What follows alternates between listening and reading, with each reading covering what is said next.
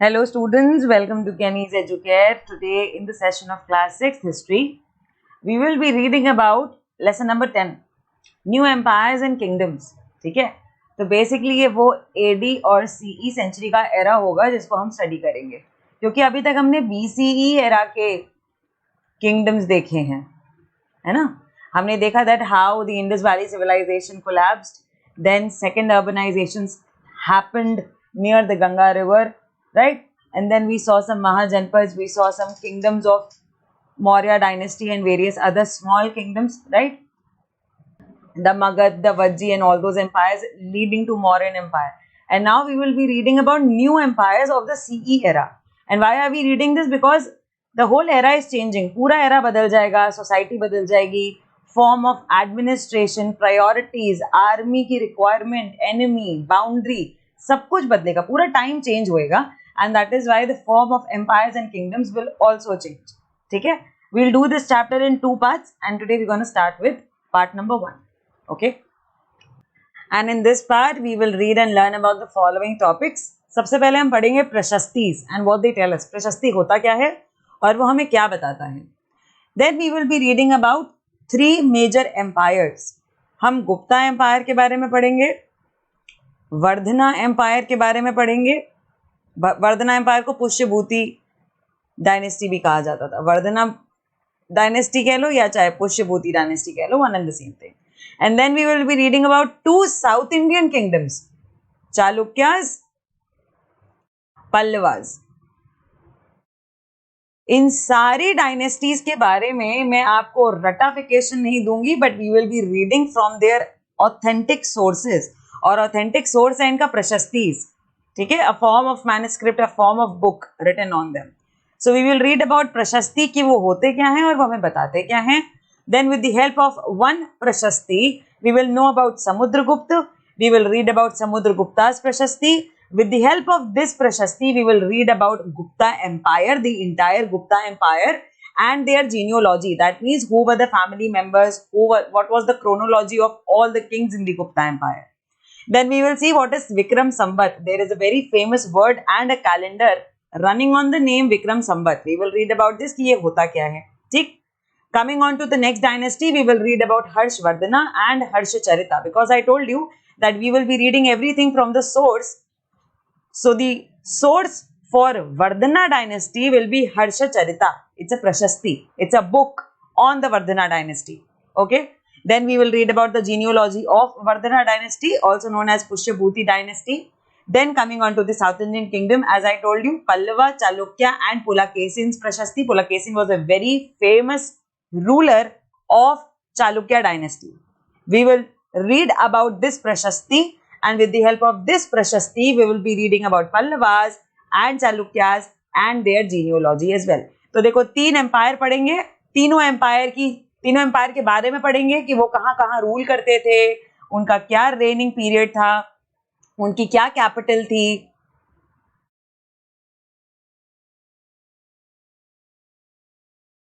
And उनकी क्या genealogy थी. ठीक है,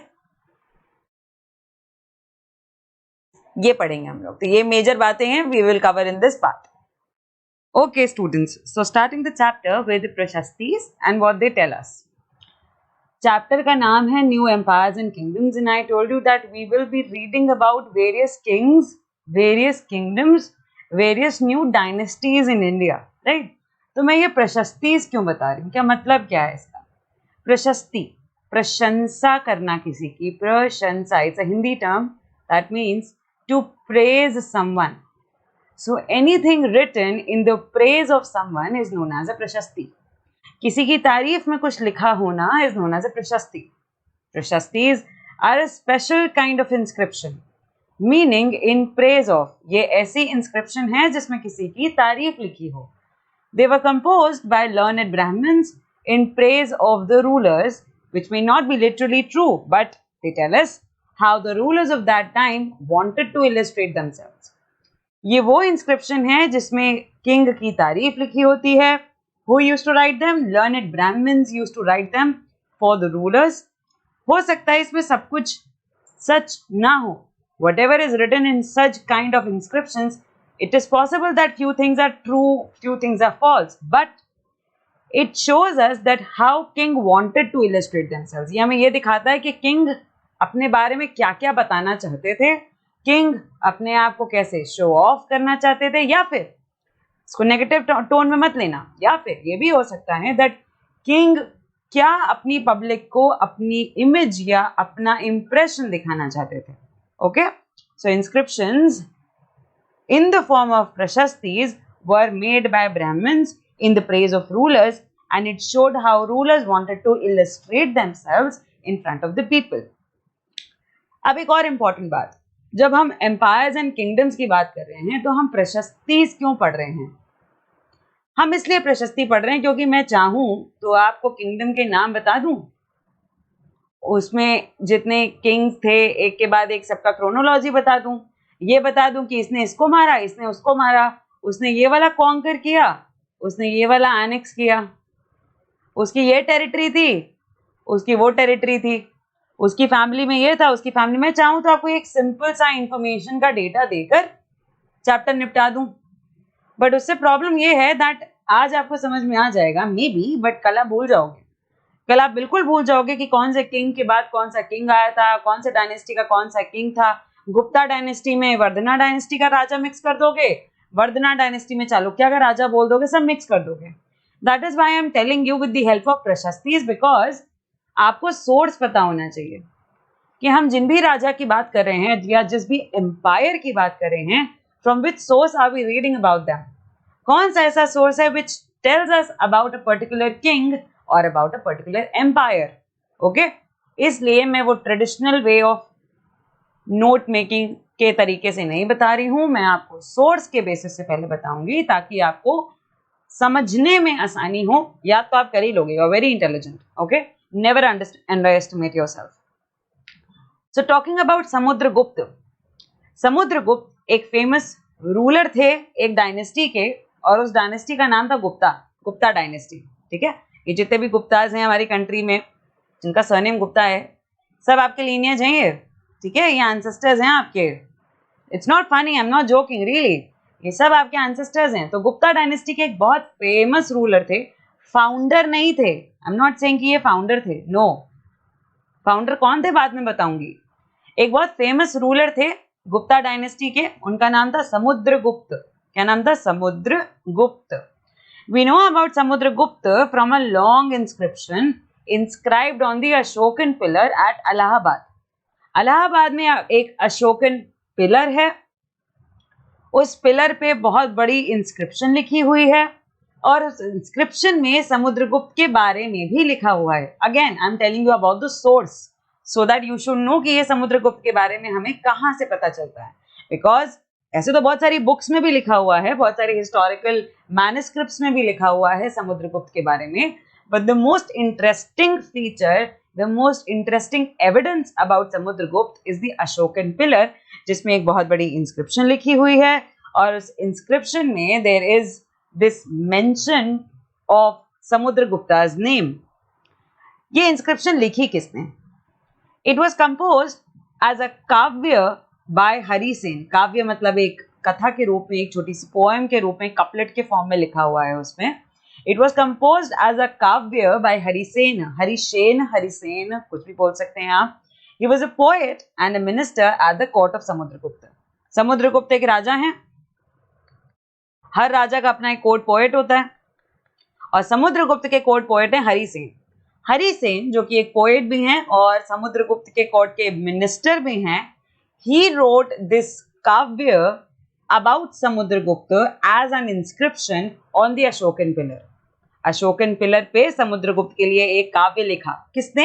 हरिसेन ने. हरिसेन कौन है? समुद्रगुप्त के पोएट. इसमें कोई कंफ्यूजन? समुद्रगुप्त की प्रशस्ति के बारे में पढ़ते हैं जो हरिसेन ने लिखी.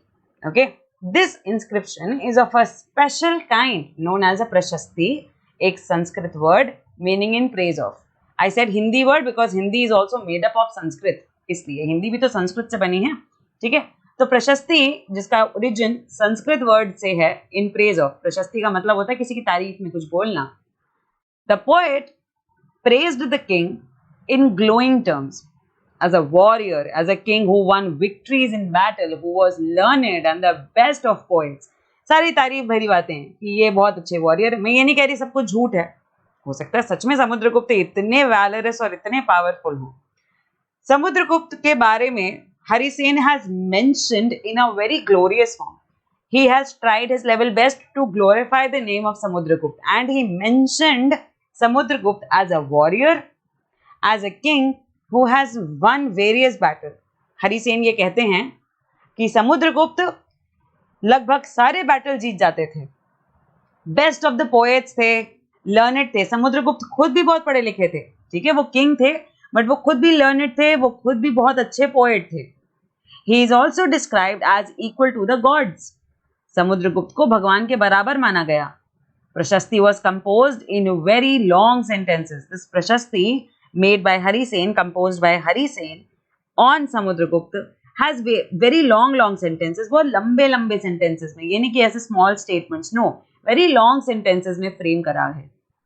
This map is based on the information provided in the प्रशस्ति। ये जो यहाँ पे मैप देख रहे हो आप, ऐसा प्रशस्ति में इसके बारे में इंफॉर्मेशन है। Now let me tell you, प्रशस्ति में ऐसे इंडिया का मैप नहीं बना हुआ है, नो, उसमें सिर्फ इंफॉर्मेशन दी है, उस इंफॉर्मेशन को कैटेगराइज हिस्टोरियंस ने किया है, ठीक। प्रशस्ति में कुछ इंफॉर्मेशन दी थी और उसको हिस्टोरियंस ने मैप के फॉर्म में क्लब करने की कोशिश करी है, ठीक है।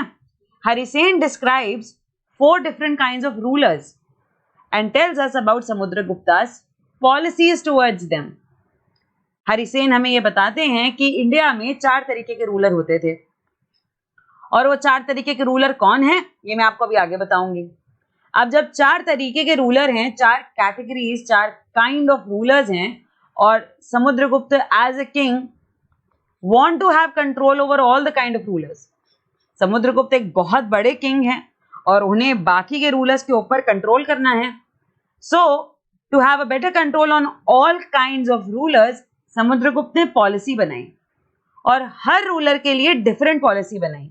नॉर्थ के रूलर्स के लिए डिफरेंट पॉलिसी, साउथ के रूलर के लिए डिफरेंट पॉलिसी, वेस्ट के रूलर्स के लिए डिफरेंट पॉलिसी, और ईस्ट के रूलर्स के लिए डिफरेंट पॉलिसी बनाई, क्योंकि सबका रीजन अलग है, सबका एडमिनिस्ट्रेशन अलग है, सबकी सोसाइटी, सबकी नीड्स, सबकी रिसोर्सेज, सब कुछ अलग है। That is why Samudragupta made different policies for different rulers. अब कितने तरीके के रूलर्स होते हैं और उनके लिए समुद्रगुप्त की पॉलिसी क्या थी, ये हम आगे पढ़ेंगे।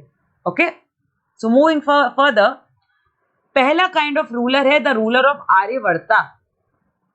दूसरे टाइप ऑफ रूलर है रूलर्स ऑफ दक्षिण पथ। तीसरे टाइप के रूलर हैं जो इनर सर्किल में हैं, दैट मीन्स असम के रीजन में, बंगाल, नेपाल, ये वाले। चौथे टाइप के रूलर हैं आउटलाइंग एरियाज में, ठीक है, जो श्रीलंका के रूलर्स हैं या जो कुशान्स या शाकाज हैं, बिल्कुल आउटलाइंस पे हैं, जो यहाँ पे या यहाँ पे, इस टाइप से। ओके, तो चलो अब ये देख लिया कि कितने टाइप के रूलर्स हैं, अब इनके बारे में पढ़ते हैं, ठीक है। First is the rulers of Aryavarta, the area shaded in green on the map. ये ग्रीन रीजन दिख रहा है, ग्रीन, थोड़ा लाइट ग्रीन है, ध्यान से देखो। The area shaded in green on the map, here there were 9 rulers who were uprooted. uprooted मतलब उनको dethrone कर देना, उन्हें हरा देना, उन्हें जड़ से उखाड़ देना, ठीक है। So the area which is shaded in green, ये वो एरिया है जहां आर्यवर्त रूल करते थे, और यहाँ पे कुछ 9 रूलर्स थे जिन्होंने अपने छोटा एरिया कंट्रोल में किया हुआ था, ठीक है। 9 rulers were there in the region of Aryavarta, जिनको कलेक्टिवली रूलर्स ऑफ आर्यवर्ता कहा जाता था, क्योंकि आर्यवर्त एक पूरा रीजन है, मान लीजिए आप, एक पूरा रीजन है जिसे आर्यवर्ता कहा जा रहा है, और इस रीजन में 9 rulers used to rule who were uprooted by Samudragupta, and उनको अप्रूव करने के बाद their kingdom was included and made part of समुद्रगुप्ता's empire। Samudragupta ने अपने एम्पायर में इस आर्यवर्त के रीजन को इंक्लूड कर लिया था। तो समुद्रगुप्त का एम्पायर कौन से रीजन में था, ये जानना जरूरी है आपके लिए, है ना। तो ये मैं आपको भी बताती हूँ, पहले रूलर्स देख लेते हैं। तो समुद्रगुप्त के उस रीजन में आर्यवर्ता के एरिया को जीत कर इंक्लूड कर दिया गया था, ठीक है। अब आते हैं दूसरे रूलर्स ऑफ दक्षिण पथ। यर देयर वर 12 रूलर्स, जैसे आर्यवर्ता में 9 रूलर्स थे, दक्षिण पथ में 12 रूलर्स थे। Some of whose capitals are marked with red dots on the map. ये देखो, ये रेड डॉट्स हैं, ये वो रीजन है दक्षिण पथ के मेजर रूलर्स का, जहां 12 रूलर्स थे, छोटे छोटे एरिया पे कंट्रोल रखे हुए थे। दे सरेंडर्ड टू समुद्रगुप्त, डर गए थे वो लोग बेसिकली कि अरे ये तो बहुत ज्यादा पावरफुल, बहुत वैलरस, बहुत इन्फ्लुएंशियल किंग है। सो दे सरेंडर्ड टू समुद्रगुप्त। समुद्रगुप्त ने कुछ लोगों से लड़ाई करी और उन्हें डिफीट कर दिया। ठीक, बैटल हुई दक्षिण पथ के रूलर्स के साथ, Samudragupta defeated them and all the 12 rulers surrendered to Samudragupta. But after Samudragupta defeated them, तो उन्होंने उसके रीजन को अपने एम्पायर में इंक्लूड नहीं किया, बल्कि ये बोला that you can rule. He then allowed them to rule again. उन्होंने बोला ये जो रीजन है आपका, इस पे आप ही रूल करिए, but under my name, under the aegis of Samudragupta, कि मेन राजा मैं होऊंगा बट रूल आप कर रहे होंगे। क्या लगता है आपको समुद्रगुप्त ने ऐसा क्यों किया होगा, बताओ, कोई सोच सकता है? ऐसा इसलिए किया होगा बच्चों, क्योंकि समुद्रगुप्त खुद नॉर्थ रीजन में है, वो यहाँ है मेजर, और इतनी दूर से डेक्कन के दक्षिण पथ के स्टेट्स पे कंट्रोल कर पाना, डायरेक्ट कंट्रोल कर पाना थोड़ा मुश्किल था, है ना। मान लो कुछ इमरजेंसी आ जाए तो किंग कैसे आएगा इतनी दूर से दक्षिण पथ तक? फटाफट दौड़ के तो नहीं आ सकते। आप यहाँ पे हो, फटाफट यहाँ कैसे आ जाओगे? मैप में तो इतना छोटा लग रहा है, बट लैंड एरिया बहुत हजारों हजार किलोमीटर्स का है, इतनी जल्दी आप नहीं आ सकते, राइट? क्योंकि ट्रांसपोर्टेशन भी प्रिमिटिव है, कम्युनिकेशन चैनल भी कोई नहीं है। हो सकता है वहां के जो छोटे छोटे किंग हो वो फिर से उस लैंड को कॉन्कर कर ले और समुद्रगुप्त को हरा दे।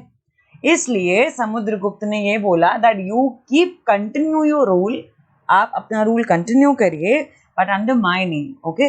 आई will be the main king of the Dakshinapatha region, but you will be having ruling powers over here. तो आप कह सकते हो कि आर्यवर्त के साथ ये थोड़े से ब्रूटल थे, है ना? आर्यवर्त के साथ तो बहुत ब्रूटल थे, उनको तो पूरा डिथ्रोन करके अपने अंडर में इंक्लूड कर दिया था। बट दक्षिण पथ के साथ ये थोड़े से लीनियंट थे, थोड़े से लीनियंट थे। वो सिर्फ इसलिए क्योंकि दक्षिण पथ दूर बहुत है, उस पर कंट्रोल कर पाना मुश्किल था, इसलिए वो थोड़े लीनियंट थे। ठीक है, आते हैं थर्ड रूलर पे। इससे पहले मैं यहाँ का थोड़ा इंक हटा दूं, आपको बहुत कंफ्यूजन हो जाएगा नहीं तो। ऑल राइट, तो ruler of Aryavarta, ruler of Dakshinapatha done. Now let's come to the inner circle. Inner circle of neighbouring states including Assam, ये वाला रीजन, कोस्टल बंगाल, ये वाला रीजन, नेपाल, ये वाला region, and a number of ganasangha in the north west, मतलब ये वाला region, marked in purple on the map. वैसे तो ये पिंक कलर लग रहा होगा आपको, marked in purple on the map. They brought tribute, followed his orders and attended his court. क्योंकि ये जो एरियाज है ना, ये Nepal area, Assam area, Bengal area, coastal Bengal area, north western area, ये इतने डिस्टर्ब्ड, इतने डिस्टेबलाइज्ड एरिया थे कि कभी यहाँ पे कोई रूलर आ जाता था, कभी यहाँ पे कोई रूलर आ जाता था, कभी कभी तो कोई रूलर ही नहीं होता था। That is why Samudragupta targeted these areas, these weak areas, जहां से एनिमीज आ सकते हैं।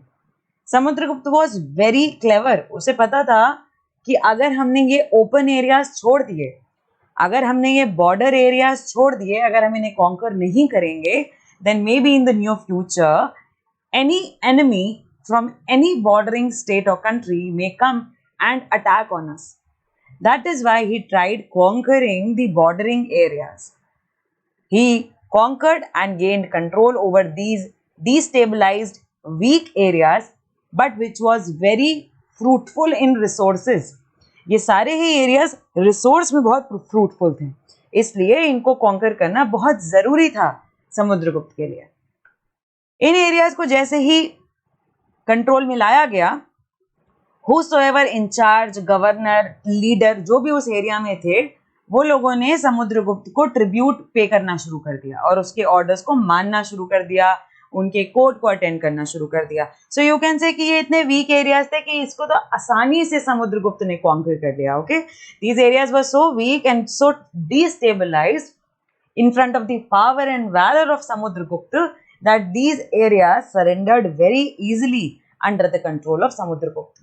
Okay, now coming on to the fourth type of ruler. चौथा टाइप का रूलर वो हैं जो आउटलाइंग एरियाज पे कंट्रोल रखते हैं, which are marked in blue on the map. ये जो ये वाले ये ब्लू एरियाज जो हैं, ठीक है, ये ब्लू एरियाज, ठीक, ये blue areas perhaps the descendants of the Kushans and Shakas and the ruler of Sri Lanka who submitted to him and offered daughters in marriage.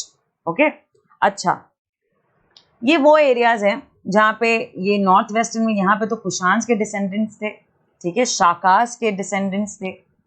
Shakas and Kushans, they were very important rulers of the ancient India. हमने Kushans and Shakas दोनों का ही mention पढ़ा है अपनी history के syllabus में, ठीक है. आपको अगर याद नहीं है तो पुराने चैप्टर्स की वीडियोस में देखिए that we have talked very thoroughly about Kushans, specially during the silk route. जब हम सिल्क रूट पढ़ रहे थे उसमें हमने कुशान्स के बारे में पढ़ा था. ओके, सो ये जो blue area north western region में है, यहाँ पर कुशान्स और शाकास के डिसेंडेंट्स रूल करते थे, और नीचे की तरफ डाउन साउथ यहाँ पे रूलर ऑफ श्रीलंका के फैमिली मेंबर्स, आगे की जीनियोलॉजी रूल कर रही थी. And they were also very weak, destabilized. अब वो अपने कुशान्स और शाकास की तरह उतने स्ट्रॉन्ग नहीं थे. And they submitted to Samudragupta. They submitted to Samudragupta and also they marked matrimonial relationship with Samudragupta. Matrimonial relationship, ये क्या होता है? हिस्ट्री में एक बहुत इंपॉर्टेंट कॉन्सेप्ट है कि अगर आपका कोई दुश्मन है तो आप उससे मैट्रिमोनियल अलायंस कर सकते हैं. इससे क्या होगा कि आप उनकी फैमिली में किसी से शादी करिए, आप एक प्रपोजल रखिए, आप उनकी फैमिली में किसी से शादी कर लीजिए और फिर आपके रिलेशंस बेटर हो जाएंगे, क्योंकि अब आप दोनों एक फैमिली बन जाओगे. और अगर वो आपका एनिमी है तो वो आपका फ्रेंड बन जाएगा. This was a very common practice being done by various kings. An number of kings has done these practices in the past. In fact हमारे सबसे फेमस वेरी संग किंग अकबर द ग्रेट, उन्होंने भी मैट्रिमोनियल अलायंस किया था Jodha by के साथ. अगर किसी ने वो मूवी देखी है जोधा अकबर, राजपूत दुश्मन थे मुगल्स के. दुश्मन मतलब कंपेटिटर्स, लड़ाई हो जाती थी उनकी, ठीक है, क्योंकि Mughals wanted to conquer the region of Rajasthan but Rajput नहीं करने देते थे कॉन्कर, है ना. तो अकबर ने क्या किया, मैट्रिमोनियल अलायंस कर लिया राजपूत के साथ कि आपकी बेटी से मैं शादी करना चाहता हूं, मैं शादी कर लूंगा तो इससे क्या होगा, enemy will turn into friend and दस बिना कॉन्कर करे ही I will gain control over your region. आप रूल करते रहिए बट इनडायरेक्ट कंट्रोल मेरा होगा. This was a very common practice and very fruitful practice. बहुत ही पीसफुली ये प्रैक्टिस आपके एनिमी को फ्रेंड में बदल देती थी. And this was a very common practice being done under Gupta dynasty also, ठीक है, जो नॉर्थ वेस्टर्न रीजन में कुशान्स और शाकास के डिसेंडेंट्स थे और जो श्रीलंका के रूलर थे, उन्होंने तो मैट्रिमोनियल अलायंस करके अपनी बेटियां भी ब्याह दी समुद्रगुप्त के फैमिली में. समुद्रगुप्त की फैमिली में the daughters of the ruler of Sri Lanka got married, because of which the new proposed enemy actually became a friend now. ठीक है, ये एक प्रोस्पेक्टिव एनिमी बन सकते थे but now he became a friend of Samudragupta. Okay, so these were the four kinds of rulers being mentioned by Harisena in the Prashasti of Samudragupta. And Samudragupta had different policy with each ruler. Her ruler के लिए देखो different policy है.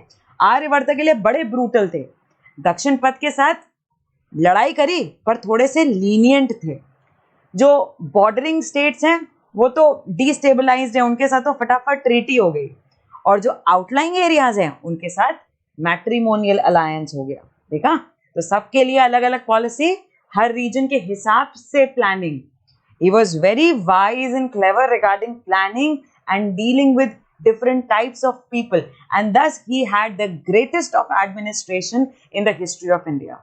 Okay, so these were the 4 rulers जिनके बारे में जानना बहुत जरूरी था. हमने ये भी देखा कि समुद्रगुप्त का खुद का कितना रूलिंग एरिया था.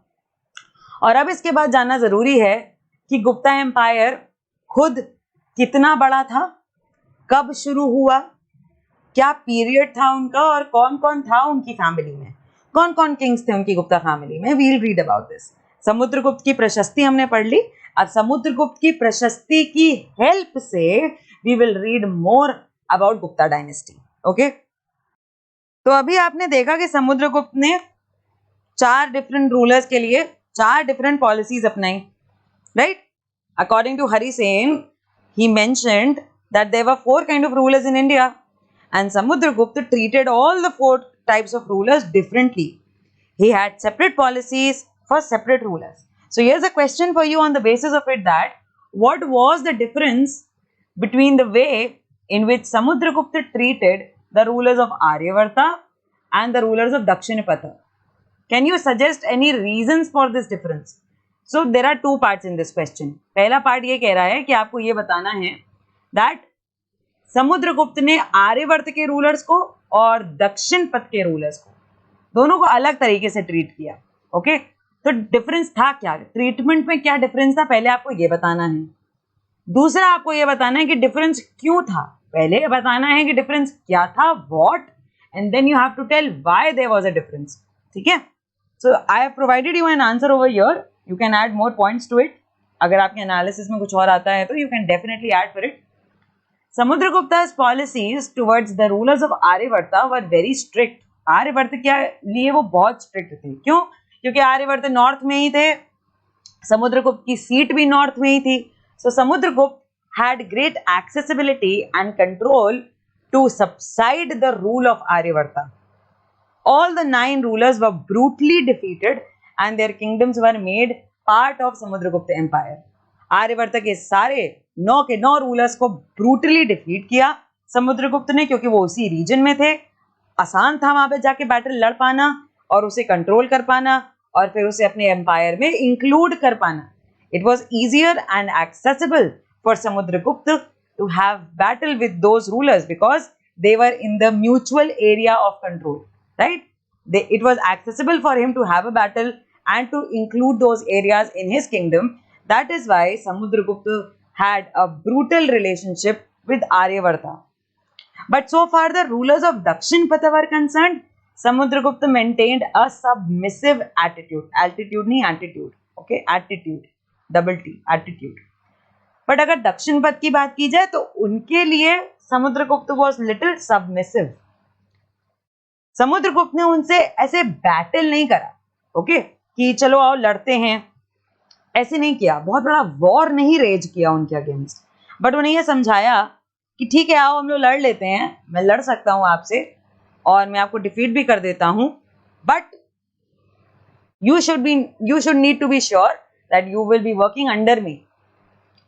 उनके लिए वो थोड़े सबमिसिव थे, ब्रूटल नहीं थे. There were 12 rulers who surrendered to Samudragupta after being defeated, and he then allowed all of them to rule again. Samudragupta ने आर्यवर्त को भी हराया था, दक्षिणपथ के रूलर्स को भी हराया था, पर आर्यवर्त के किंगडम को अपने एम्पायर में इंक्लूड कर लिया, पर दक्षिणपथ के किंगडम को अपने एम्पायर में इंक्लूड नहीं किया, क्योंकि दक्षिणपथ बहुत दूर है. आप इतना बड़ा कंट्रोल नहीं रख सकते. आप नॉर्थ में बैठ के साउथ की स्टेट्स पे डायरेक्ट कंट्रोल नहीं रख सकते. That is why he ordered the Dakshinapatha rulers to have control over their areas, but under the aegis of Samudragupta. Samudragupta ने बोला कि मेन राजा मैं हूं, आप मेरे अंडर में काम करेंगे, आप करिए, रूल करिए, आप जिस स्टेट में हैं आप उस पर रूल करिए, but under my aegis, under my name. Okay, Samudragupta adopted different policies because Dakshinapatha was far away from his capital. Since the means of transport were primitive, it was difficult to keep the rulers under control. Very basic and very obvious reason कि आप इतनी दूर बैठे हो कि आप constantly Dakshinapatha के states पे control नहीं कर सकते, और अगर कोई problem आ जाए तो दौड़ के जा भी नहीं सकते. Because the transportation, the other means, the resources were very primitive. It was not advanced, and hence you need a lot of time to have control. और उतना टाइम नहीं हो सकता इमरजेंसी के केस में. That is why he allowed the rulers of Dakshinapatha to keep ruling over the areas but under the aegis of Samudragupta. नाम समुद्रगुप्त का होगा और रूल ये लोग कर रहे होंगे, ठीक है। उनको बिल्कुल कह सकते हो कीपर्स की तरह भेज दिया गया था। तो ये था डिफरेंस आर्यवर्त और दक्षिण पथ के ट्रीटमेंट में। और डिफरेंस इसलिए था क्योंकि आर्यवर्त एक्सेसिबल था, नॉर्थ में ही है, पर दक्षिण पथ एक्सेसिबल नहीं था, वो दूर था उनकी कैपिटल से, इसलिए उनके ट्रीटमेंट में डिफरेंस था। ओके, इससे पहले कि हम गुप्ता डायनेस्टी के बारे में पढ़ें, उनका रूल, उनका पीरियड, उनकी फैमिली देखें, समुद्रगुप्त का एक और बढ़िया सा फीचर बता देती हूं मैं। The king who played Veena, as told by Harisena that he was learned, he was very culturally impounded. King who played veena. Some other qualities of Samudragupta are shown on coins such as this one, where he is shown playing the veena. Maybe ऐसा हो सकता है कि ये इससे message देना चाह रहे हैं that Samudragupta knew how to play veena. ये भी तो हो सकता है ना, because coins are a very major evidence for the historical studies and it depicts the behavior, the nature, the qualities and the characteristics of the king made on it. तो अगर यहाँ पे ये वीणा बजा रहे हैं, that means इससे शायद ये मैसेज डिपिक्ट होता है that Samudragupta knew how to play veena. Okay? After seeing these coins, let's find Prayag, Ujjain and Patliputra on the map. Prayag. Then what? Ujjain. Where is Ujjain? Here. Okay. And last is Patliputra. Here is Patliputra. Okay. These were the important centers of Gupta rulers. You know that every dynasty, every kingdom, every king has some important centers. क्योंकि शायद यहाँ पे throne होगा, शायद यहाँ से trade होता होगा, शायद यहाँ से orders pass होते होंगे. Some of the other characteristic of feature made few cities and centers very important for every specific dynasty. And for Gupta dynasty, these three were the main: Ujjain, Prayag and Patliputra. These were the main centers. Prayag is actually the old name for Allahabad, and now Allahabad also has a new name. It's Prayagraj. Okay. Ujjain. Patliputra, it's the present day Patna in Bihar. I told you. Prayag, Allahabad or Prayagraj is in Uttar Pradesh. Ujjain is in Madhya Pradesh. Alright. So, these were the important centers of Gupta rulers and you should know where they actually are on the map. That is why I always show you the map so that you can check and see the exact location of such places. आपको कोई उज्जैन बोले तो आप ये ना सोचो कि पता नहीं कहाँ है. You should know that Ujjain is in modern MP, Prayag is in modern UP and Patliputra is in modern Bihar. Alright. Okay. तो समुद्रगुप्त की प्रशस्ति की हेल्प से हम लोगों ने गुप्ता एम्पायर के बारे में जानने की बहुत कोशिश करी. Correct? That how their campaigns were held, how they actually conquered different pieces of land and then in a combined manner created a vast empire in the Indian subcontinent, right? North के rulers को अपने under में ले लिया, दक्षिण पथ के rulers को अंडर में ले लिया, जो फ्रंटियर्स पे हैं उन्हें अपने अंडर में ले लिया और जो बॉर्डरिंग कंट्रीज में थे उन्हें भी अपने अंडर में ले लिया. And this is how they expanded their empire. ठीक है, पर गुप्ता एम्पायर की कहानी शुरू होती है श्रीगुप्त से, क्योंकि वो थे फाउंडर और किसी भी एम्पायर के फाउंडर का नाम पता होना बहुत जरूरी है. Srigupta, he was the founder of Gupta Empire 240 CE, कह सकते हो आप, 3rd century. Early 3rd century में श्रीगुप्त ने अपना एम्पायर फाउंड किया, उसे एस्टैब्लिश किया. पर गुप्ता एम्पायर का active control, active large control शुरू होता है 319 CE से, अर्ली 4th century. ठीक है, और फिर समुद्रगुप्त आते हैं जो बहुत बड़ा एक्सपेडिशन चलाते हैं. नॉर्थ के एरियाज को कवर करेंगे, फ्रंटियर्स को कवर करेंगे, नेपाल बांग्लादेश के एरिया को कवर करेंगे और ये दक्षिण पथ के रीजन को भी कवर करेंगे. देखो रेड लाइन पे लिखा हुआ है, red line equals to southern campaign of Samudragupta लिखा हुआ है ना, इसको कवर करेंगे. फिर आते हैं समुद्रगुप्त जो बहुत बड़ा कैंपेन चलाते हैं and then he try to expand Gupta empire to its maximum level. एकदम पीक तक पहुंचाने की कोशिश करी समुद्रगुप्त ने. ओके, तो यहाँ पे मैंने आपको मेजर 3 बातें बताई। पहला था that who is the founder of Gupta empire? Srigupta was the founder of Gupta empire, ठीक है। He founded Gupta Empire in 240 CE. That means you can say early 3rd century. Okay. Second point, I told you that active large control of Gupta Empire started in 319 जब चंद्रगुप्त आते हैं, ठीक है, Chandragupta. Okay, ये बहुत बड़े रूलर थे, इनकी वजह से ही इतना एक्सपेडिशन और इतना इनलार्जमेंट एम्पायर का शुरू हुआ। और फिर तीसरा पॉइंट मैंने आपको बताया, ये सेकंड पॉइंट हो गया। तीसरा पॉइंट मैंने आपको बताया समुद्रगुप्त का एक्सपेडिशन, जब गुप्त एम्पायर अपने पीक पे पहुंचा, अपने एक्सपेंशन के पीक पे पहुंचा अंडर समुद्रगुप्त। ओके, तो ये तो हो गई मेजर 3 बातें।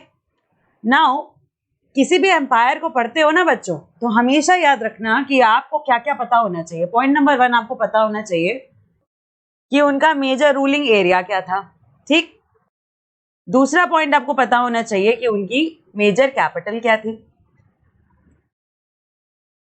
तीसरा पॉइंट आपको पता होना चाहिए कि उनका रेनिंग पीरियड क्या था। रेनिंग पीरियड का मतलब होता है रूलिंग पीरियड, ठीक है, कब तक उन्होंने रूल किया है। और फोर्थ पॉइंट आता है कि उनकी जीनियोलॉजी क्या थी। जीनियोलॉजी का मतलब है कि उनकी फैमिली में कौन था, किसने एम्पायर को फाउंड किया, किसने आगे बढ़ाया, who were the further kings, who were the successors, the predecessors, आपको ये पता होना चाहिए। ओके, तो मेजर 4 बातें किसी भी एम्पायर को पढ़ते वक्त, किसी भी एम्पायर, डायनेस्टी, किंगडम, किसी के भी बारे में पढ़ो तो ये 4 बातें जरूर पता होनी चाहिए। That what is the ruling area of that empire, the capital of that empire, the ruling period of that empire and the genealogy of that empire. Okay, और अब हम लोग यही पढ़ेंगे। रूलिंग एरिया हम लोगों ने देख लिया, ये है इनका रूलिंग एरिया, मैप में भी दिख रहा है, ठीक। रूलिंग एरिया के बाद बात करते हैं इनके रेन पीरियड की, ठीक है। रेन पीरियड इनका है कुछ, देखो इनका फॉर्मेशन तो मैंने आपको बताया 3rd सेंचुरी में हो रहा है, ठीक है।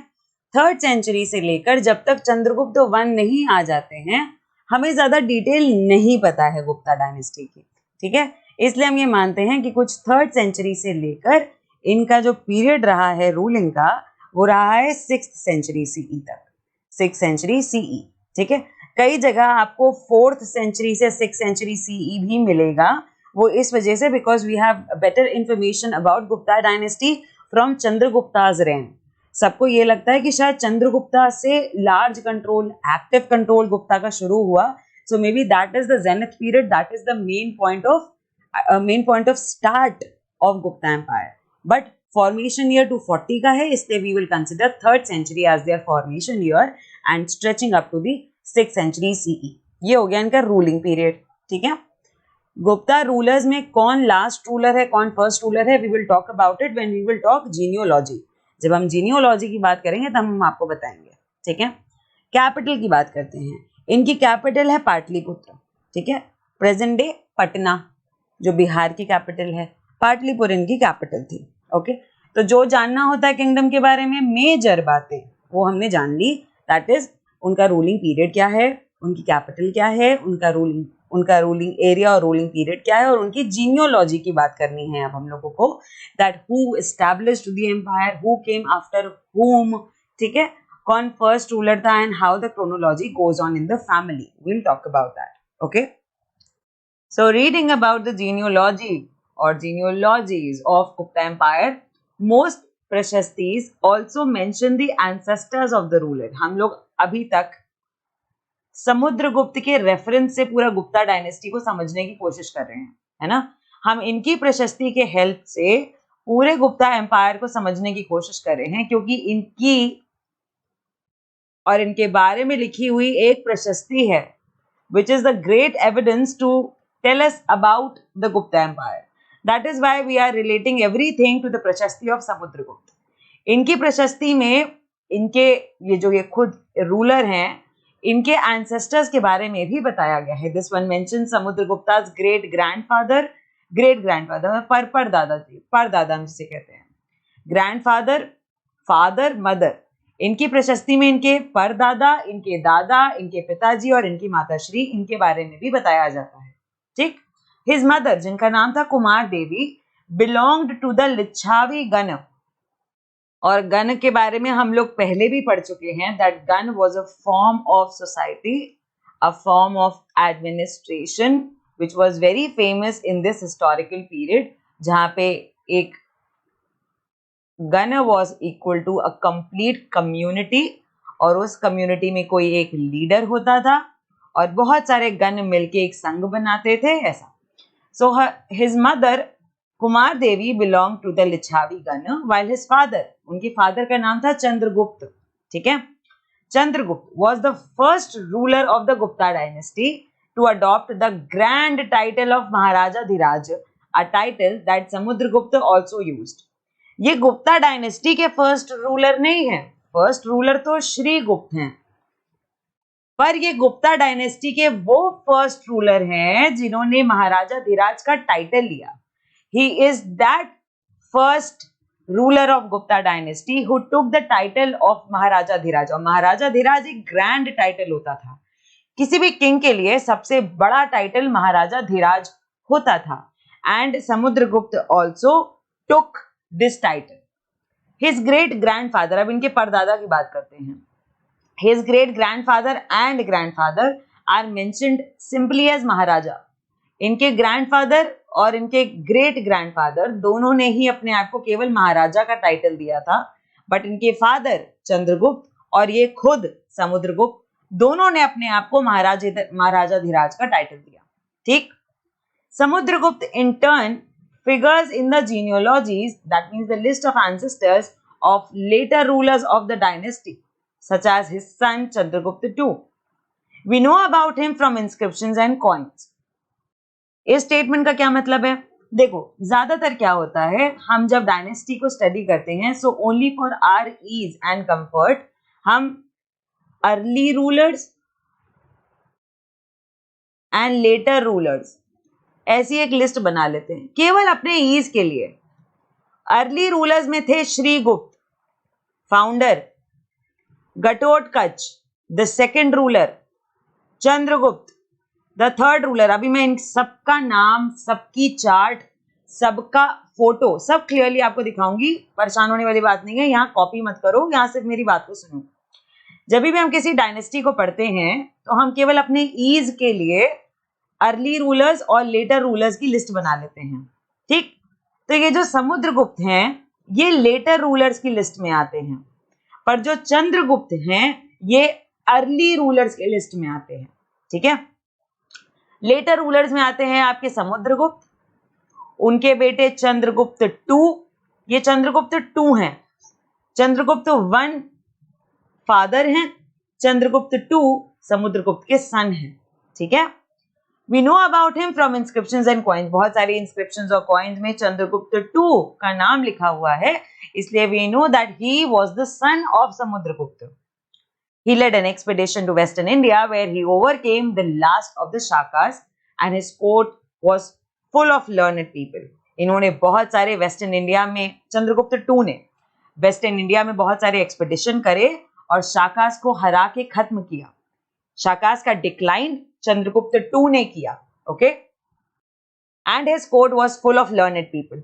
जैसे पापा थे, समुद्रगुप्त के कोर्ट में भी बहुत सारे पढ़े लिखे स्किल्ड लोग थे. एग्जैक्टली वैसे उनके बेटे ने, चंद्रगुप्त टू ने भी अच्छे एक्सपेडिशन करे, अच्छा एक्सपेंशन करा, and even his court was full of learned skilled people. Okay. Genealogy हमने थ्योरी में समझ लिया कि समुद्रगुप्त की प्रशस्ति में उनके परदादा, उनके दादा, उनके फादर, उनके मदर और बहुत सारी इंस्क्रिप्शंस एंड कॉइन्स में उनके बेटे के बारे में भी लिखा हुआ है. ठीक. अब हम आपको क्लियरली एक चार्ट ऑफ क्रोनोलॉजी दिखाएंगे कि कब कौन किसके बाद रूल करा, और हम आपको सबकी फोटो भी दिखाएंगे ताकि आपको लगभग थोड़ा सा गुड मेमोरी बनी रहे गुप्ता रूलर्स की. ठीक है. ये रहा है इनका क्रोनोलॉजी चार्ट. देख लो भैया, सारे एंसेस्टर्स, पूरी फैमिली गुप्ता डायनेस्टी की. ठीक है. और जैसे कि मैंने बताया था, सिर्फ हम अपने ईज एंड कंफर्ट के लिए दो ग्रुप्स बना देते हैं, अर्ली और लेटर रूलर्स की. Early Guptas, later Guptas, that's it. ये सिर्फ हमारे ईज के लिए है, आपको जबरदस्ती इतना कंफ्यूज होने की जरूरत नहीं है. Okay. There is no need to get confused into early and later Guptas. This is only for our ease and comfort that we have divided the rulers into two lists. All right. Talking about the Gupta kings. As I told you, Gupta dynasty started in 240 AD by Sri Gupta. He was the founder of Gupta dynasty. Dates रटने की कोशिश मत करना. Do not try to mug up the dates, okay? Because if you try to mug up dates, you will be bewildered and will be confused. और बस इसी में रह जाओगे कि कौन सा राजा कब तक रूल कर रहा था. उस डायनेस्टी के बारे में समझने की कोशिश करो. That what was the administration, what was the status of women, what was the culture, ये समझने की कोशिश किया करो. बाकी कौन सा राजा कब रूल कर रहा है ये सब बात की बातें हैं. ठीक है. एक ओवरऑल आइडिया रखना चाहिए हमको. We should try to keep an overall idea of period. एक लगभग आइडिया रखो कि अर्ली 3rd सेंचुरी में श्रीगुप्त ने, कुछ अर्ली 3rd सेंचुरी में श्रीगुप्त ने फाउंडेशन रखी गुप्ता डायनेस्टी की. ठीक है. After Gupta dynasty, after Srigupta comes Ghatotkacha. He was the second ruler of Gupta dynasty. Then comes Chandragupta I. Chandragupta one आप कैसे याद रख सकते हो? क्योंकि अभी हम लोगों ने समुद्रगुप्त की प्रशस्ति पढ़ी और उसमें उनके ग्रैंडफादर, फादर, ग्रैंडफादर और ग्रेट ग्रैंडफादर, फादर, हमने इन तीनों के बारे में पढ़ा उनकी प्रशस्ति में, राइट? तो आप इस लिंक से इन तीनों के नाम याद रख सकते हो. समुद्रगुप्त की प्रशस्ति में we read about his father Chandragupta one, जिन्होंने महाराजा धीराज का टाइटल लिया था पहली बार, right? We also read about his grandfather Ghatotkacha and we read about his great grandfather who was the founder of Gupta empire और उनका नाम था श्रीगुप्त. ठीक. इससे 3 नाम तो आपके पक्के हो गए, 3 नाम तो आपको याद हो गए. अब आते हैं प्रशस्ति में एक और नाम आया था, वो था उनके सन का नाम चंद्रगुप्त टू, जिसने वेस्टर्न इंडिया का एक्सपेडिशन किया था, राइट? एंड चंद्रगुप्त टू के बाद आते हैं कुमारगुप्त और लास्ट में the last ruler of Gupta dynasty was Skandagupta. Gupta dynasty शुरू होती है कुछ अर्ली 3rd सेंचुरी में और खत्म होती है कुछ लेट 5th सेंचुरी में. तो लगभग 200 years इन्होंने रूल किया. ठीक है. Over different parts of the territory, over different parts of India. एक ही जैसा रूल नहीं था. ठीक है. At times the control and the ruling area of Gupta rulers expanded, but एक टाइम के बाद इट डिक्लाइंड ऑल्सो. एक्सपेंशन हुआ था बट बाद में डिक्लाइन भी हुआ. ठीक है. And this is the fate of every dynasty. हर डायनेस्टी के साथ यही होता है कि एक पीक मोमेंट आता है जब वो बहुत एक्सपैंड कर जाते हैं, but then there comes a time when there is a decline in their ruling area, there is a decline in their controlled territory, and this happened with Guptas as well. They started their rule in 3rd century, nearly 240 AD, founded by Sri Gupta. Then comes Ghatotkacha, then comes his son Chandragupta I, then comes Samudragupta, then comes his son Chandragupta II, then comes Kumargupta, and lastly comes Skandagupta. Okay, I will tell you more features about Kumargupta and Skandagupta, क्योंकि अभी आपको इनके बारे में कुछ भी नहीं पता है तो आप भूल सकते हो शायद, है ना? आपको बाकी के बारे में कुछ तो पता है, जैसे श्रीगुप्त फाउंडर थे, घटोत्कच ग्रैंडफादर थे समुद्रगुप्त के, चंद्रगुप्त वन इन्होंने पहली बार महाराजा धीराज का टाइटल लिया था, समुद्रगुप्त ने खुद ने बहुत एक्सपेंशन किया. We read about the Aryavarta rulers, the bordering areas, the Dakshinapatha rulers, सब पे इन्होंने अपना बहुत अच्छा एक्सपेडिशन किया. Then we read about Chandragupta two, जिन्होंने वेस्टर्न इंडिया का एक्सपेडिशन किया. ठीक है. And then there are names such as Kumaragupta and Skandagupta, जिनके बारे में हमें कुछ भी नहीं पता है, मैं भी आपको बताऊंगी. ठीक है. तो अगर कुमारगुप्त के बारे में हम जाने, so he is the one responsible for founding the Nalanda university which is in Bihar right now and it's under its renovation stage. अब इसको फिर से रेनोवेट किया गया है, but there was a Nalanda university जो बहुत बड़ी यूनिवर्सिटी थी एंशिएंट हिस्ट्री में. उसके बाद वो टूट गई, उसके कुछ रिमेन्स हमें केवल मिले, and then it was you can say rejuvenated, पूरी यूनिवर्सिटी को अब नए तरीके से बनाया गया. But there was a very famous Nalanda University which also became a very important Buddhist learning center. ठीक है. Kumar Gupta was a very important ruler of Gupta dynasty and he was also called as Shakra Aditya because he is the one who ruled after the period of Shakas, because Chandragupta too was responsible for ending the Shakas, right? And Kumar Gupta is the one who ruled after the period of Shak. So he took the title, or you can say he was also known as Shakraditya. Coming on to Skandagupta. Skandagupta was also a very important ruler because he is the one who protected the Gupta Empire from the enemy attack. एक community या कह सकते हो आप एक invading group था जिसे Huns कहा जाता था. ठीक है. ये बहुत ज़्यादा बेलिजरेंट, बहुत बेलिकस, हर वक्त रेड करने आते रहते थे इंडिया में. ठीक है. बाद में भी आएंगे, गुप्तास के बाद भी आएंगे बहुत बड़े अटैक के साथ. बट स्कंदगुप्त ने हुनास से बचाया गुप्ता एम्पायर को और रिवाइव किया. ठीक है. ये माने जाते हैं लास्ट रूलर. बट स्कंदगुप्त के बाद एक और गुप्त हैं, विष्णुगुप्त. वो मैंने यहाँ नहीं लिखा because we have no information on him. Vishnugupta भी एक किंग हैं जो कंसिडर किए जाते हैं कि शायद गुप्त डायनेस्टी के लास्ट रूलर हैं, क्योंकि इनके बारे में हमें कोई इंफॉर्मेशन नहीं है, इसलिए मैंने इन्हें क्रोनोलॉजी और जीनोलॉजी चार्ट में इंक्लूड नहीं किया. हो सकता है इनके बाद भी कोई रूलर रहा हो, but we are not sure about it. We are sure only till Skandagupta. So Shrigupta, Ghatotkacha, Chandragupta 1, Samudragupta, Chandragupta 2, Kumara Gupta, Skandagupta, and maybe you can write Vishnugupta. Okay, if you want to write it, you can write, no problem. Shrigupta was the founder, Ghatotkacha the second ruler, Chandragupta I who took the title of Maharaja Dhiraj, Samudragupta led the expansion over 4 types of rulers with different policies, also took the title of Maharaja Dhiraj. Chandragupta II dedicated towards the Western Indian expedition, also controlled the rule of Shak and Shakas. Then comes Kumar Gupta, also known as Shakraditya, responsible for founding the Nalanda University, the great Nalanda University. And lastly, Skandagupta, who protected Gupta Empire from the attack of Hunas. Okay, Gupta dynasty started कुछ 3rd century में start होती है and then finally decline period इसका आता है early 5th, early 6th century, 5th to 6th, late 5th से लेकर early 6th century तक गुप्ता डायनेस्टी डिक्लाइन हो जाती है. ठीक है.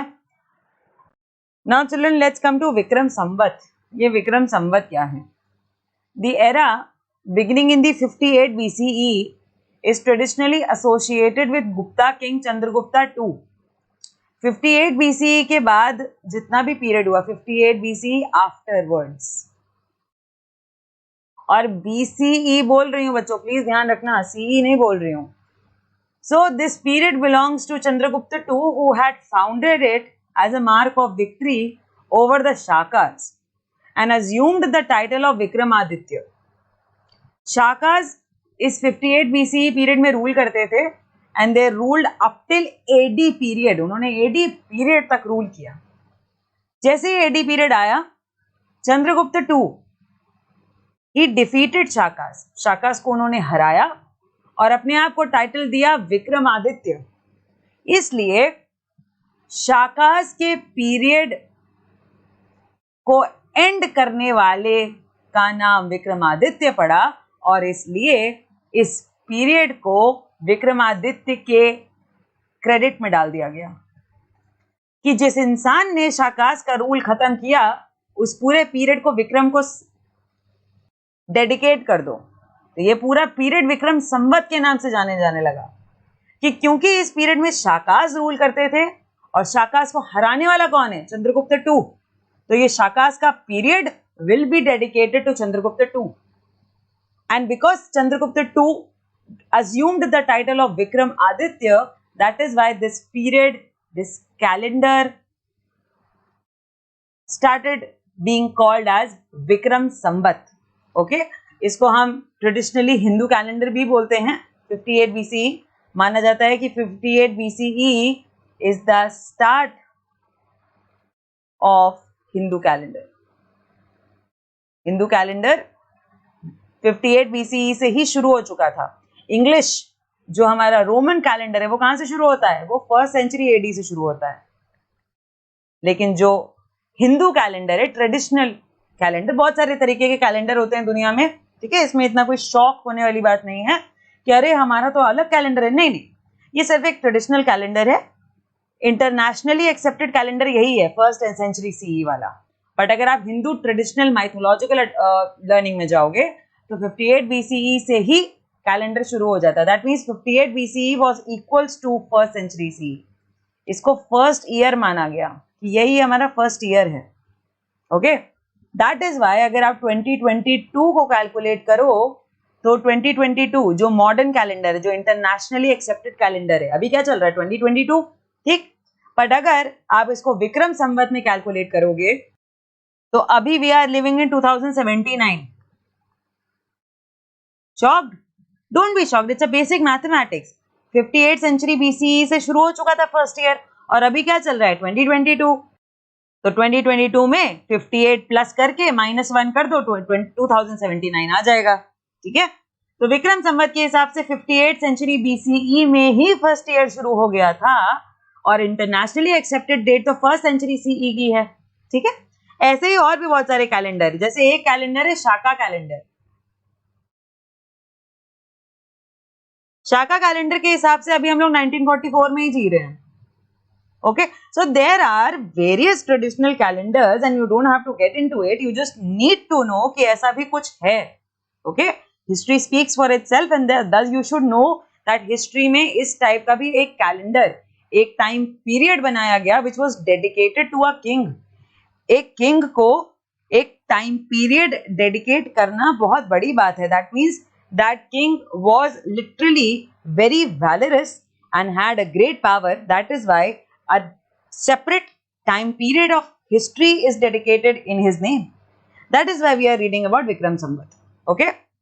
तो ये था हमारा जीनियोलॉजी का चार्ट भी, जिसमें मैंने आपको कहां तक बताने की कोशिश करी? स्कंद गुप्त तक, 467. अब आप कहोगे मैम ये तो केवल 5th सेंचुरी की बात है और रूल तो मैम गुप्ता डायनेस्टी ने 6th सेंचुरी तक करा है. Then I'm again telling you that I showed you only those kings of Gupta Empire who were important. ठीक है, ऐसे अगर आपको लास्ट रूलर जानना है तो उनका नाम विष्णुगुप्त था, जिनका नाम मैंने आपको यहाँ बताया भी था. Vishnugupta was considered the last ruler of Gupta dynasty. ठीक है, जिन्होंने 540-550 CE में आके काम किया, रूल किया. बट मेन रूलर्स के बारे में मैंने आपको बता दिया और यहाँ पे गुप्ता एम्पायर खत्म होता है. ठीक है, तो देखा आपने कैसे मैंने समुद्रगुप्त की प्रशस्ति की हेल्प से आपको गुप्ता डायनेस्टी का बैकग्राउंड समझाने की कोशिश करी, उस टाइम का एडमिनिस्ट्रेशन समझाने की कोशिश करी और उनका जो मेन पॉइंट्स ऑफ फैक्ट होते हैं किसी किंगडम के बारे में वो बताया. ठीक है, अब कंटिन्यू करते हैं, दूसरी डायनेस्टी की तरफ आगे बढ़ते हैं, known as Vardhana dynasty. Harshavardhana and the Harshacharita. ठीक है, इसको हम पुष्यभूति डायनेस्टी के नाम से भी जानते हैं. The Pushyabhuti dynasty, also known as Vardhana dynasty, ruled parts of northern India during 6th and 7th century. ठीक है, डायनेस्टी का नाम पता चल गया और इनका रूलिंग पीरियड भी पता चल गया. रूलिंग पीरियड, द रेन, ये भी पता चल गया that they rule between 6th to 7th century. और इनका एरिया क्या है? इनका एरिया है नॉर्दर्न इंडिया का. I will show you the map, don't worry. Dynasty reached its zenith under its last ruler Harshavardhana. Okay, zenith का मतलब होता है कब एम्पायर अपने एकदम पीक पे था. That means maximum area under control,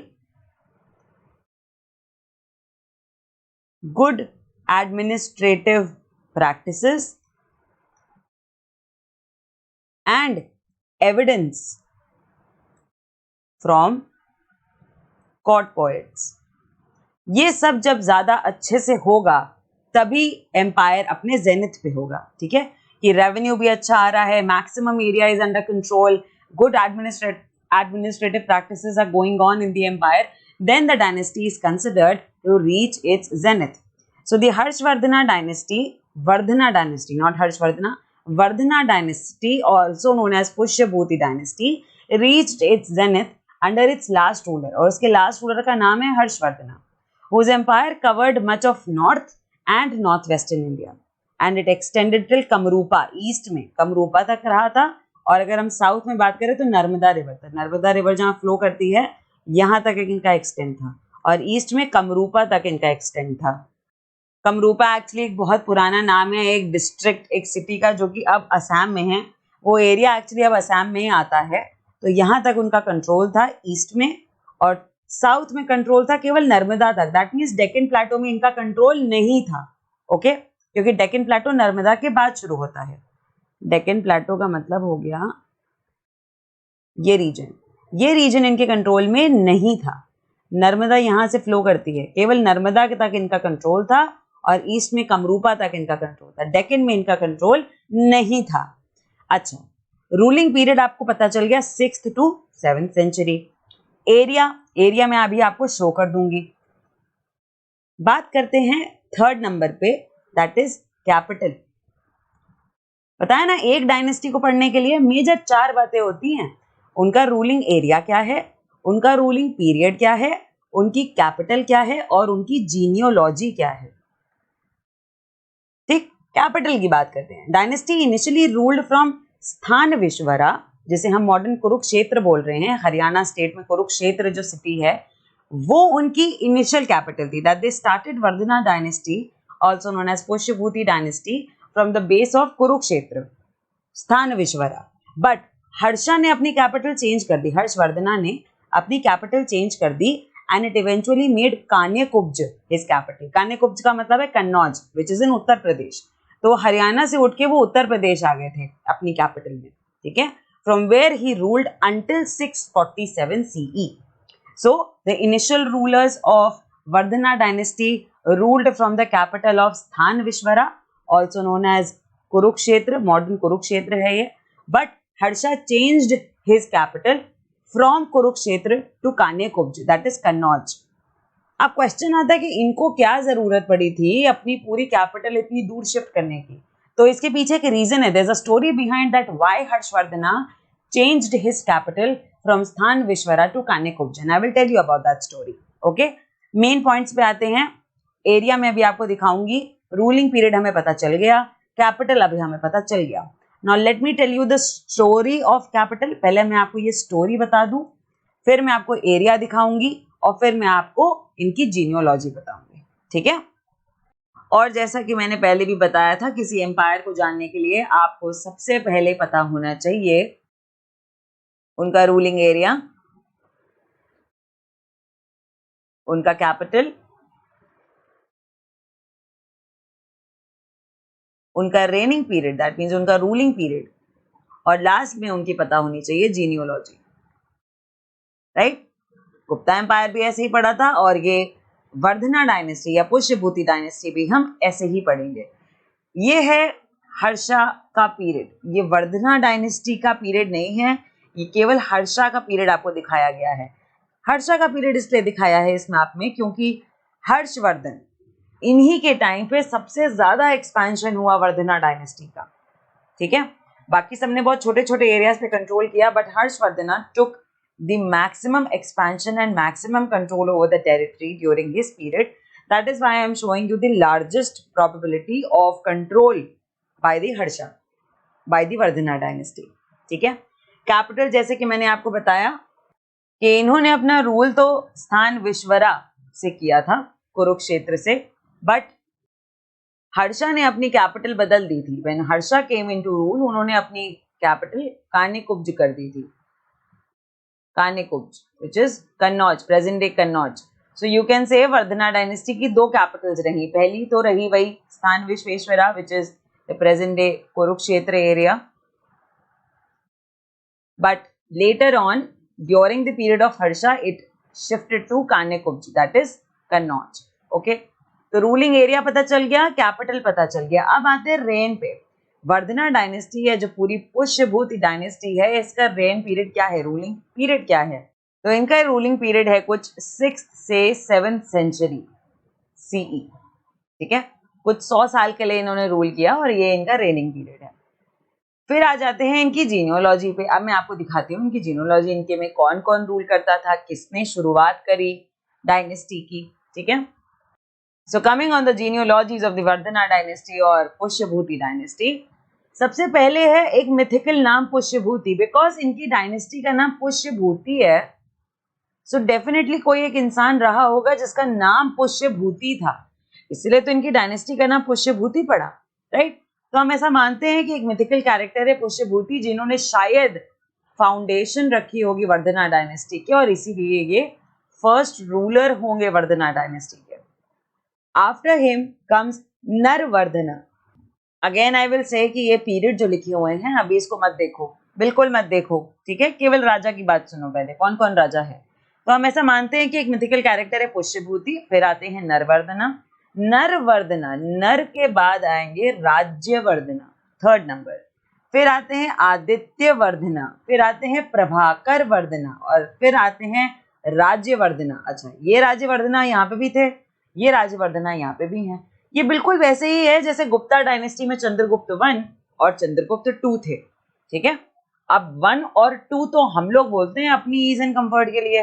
पहले के जमाने के लोग क्या करते थे, they used to keep the same name of their son just to remind people that he is also powerful and valorous just like the older king।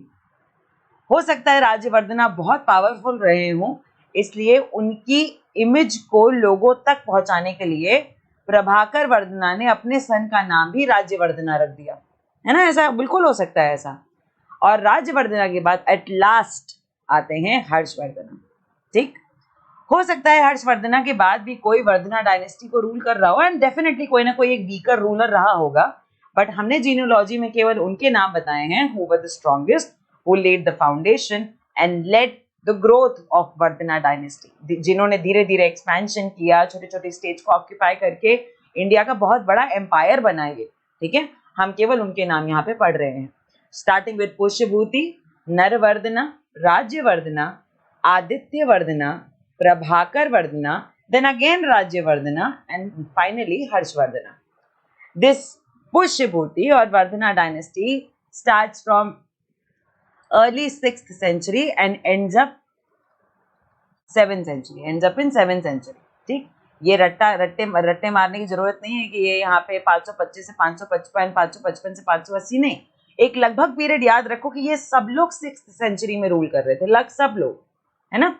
बस ये यहाँ से देखो, प्रभाकर वर्धना से चेंज यहाँ पे आ रहा है, क्योंकि यहाँ पे अर्ली 7th सेंचुरी भी शुरू हो गई, 605 ईयर आ गया ना। जहाँ पे चेंज दिख रहा हो वो चीज को हमेशा याद रखो।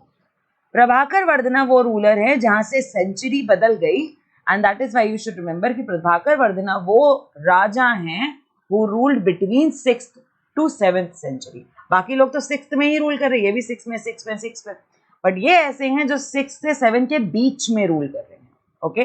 देन राज्यवर्धना ने 7th सेंचुरी में रूल किया, हर्षवर्धना ने भी 7th सेंचुरी में रूल किया, ठीक है।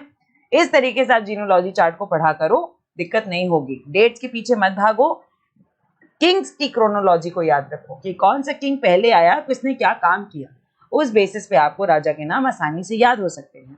अगर कभी भूल जाओ तो इस क्रोनोलॉजी चार्ट को छोटे छोटे पेपर पे बना के अपनी, जहाँ पे भी आपकी स्टडी टेबल है या जहाँ पे भी आपका एक पेन बोर्ड है अगर आपने बना रखा है, वहाँ पे स्टिक कर सकते हो।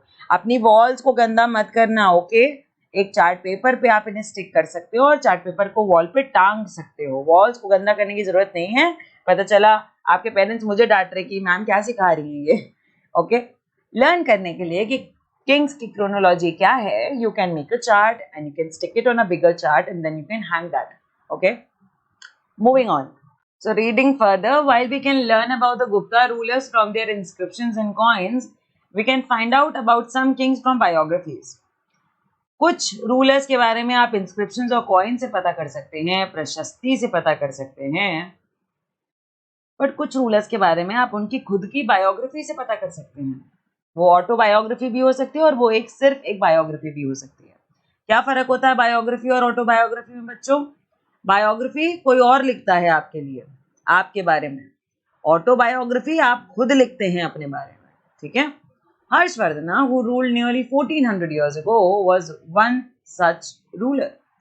His court poet Bhanbhat wrote his biography. जैसे समुद्रगुप्त के कोर्ट पोएट थे हरिसेन, वैसे ही हर्षवर्धना के भी कोर्ट पोएट है भानभट्ट। उन्होंने बायोग्राफी लिखी हर्षवर्धना के ऊपर और उसका नाम रखा हर्षचरिता। क्या नाम रखा बायोग्राफी का? हर्षचरिता। किसने लिखी? भानभट्ट ने लिखी। किसके लिए लिखी? हर्षवर्धना के लिए लिखी।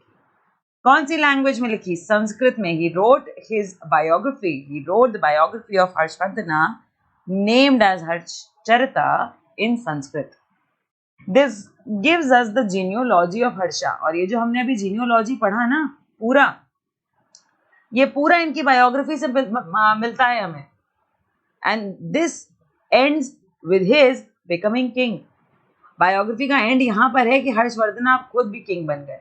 And that is why I told you कि हर्षवर्धना प्रोबेबली लास्ट रूलर थे हर्षवर्धना डायनेस्टी के, ठीक है, बिकॉज इस बायोग्राफी में जो इन्फॉर्मेशन दी हुई है उसके मुताबिक Harshavardhana was the last ruler of Vardhana और पुष्यभूति डायनेस्टी, और बाकी सारे नाम हमें इनकी खुद की बायोग्राफी से मिलते हैं।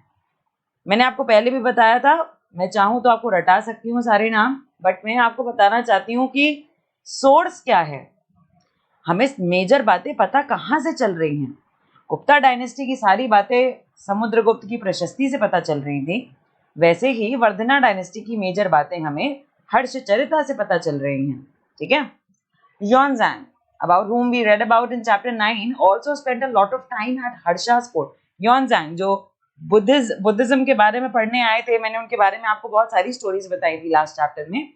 नहीं याद आ रहा है, कोई बात नहीं, इस चैप्टर के खत्म होने के बाद वापस जाना उन स्लाइड्स पे चैप्टर 9 के और रिवाइज करना, ठीक है।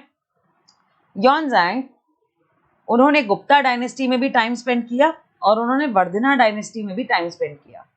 And he left a detailed account of what he saw. तो इनका अकाउंट भी हमारे लिए एक बहुत बड़ा सोर्स बन जाता है to read about the Vardhana dynasty. Vardhana dynasty के बारे में या उस टाइम की सोसाइटी के बारे में बहुत सारी चीजें हमें पता चलती हैं Yonzang के अकाउंट से। ऑलराइट, ये फोटो है हर्षवर्धना की, ये फोटो है भानभट्ट की और ये फोटो है Yonzang की, ठीक। Harsha was not the eldest son of his father.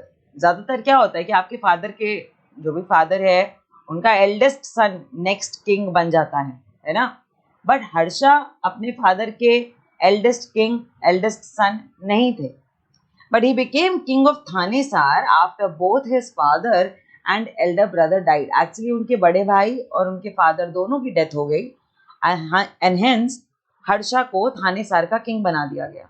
थानेसार कहाँ पर है बच्चों?